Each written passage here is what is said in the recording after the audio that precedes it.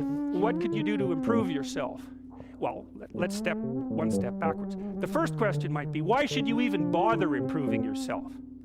And I think the answer to that is something like, so you don't suffer any more stupidly than you have to. And maybe so others don't have to either. It's something like that. You know, like there's a real injunction at the bottom of it. It's not some casual self-help doctrine. It's that if you don't organize yourself properly, you'll pay for it, and in a big way, and so will the people around you. Now, and you could say, well, I don't care about that, but that's actually not true. You actually do care about that, because if you're in pain, you will care about it. And so you do care about it, even if it's just that negative way, you know.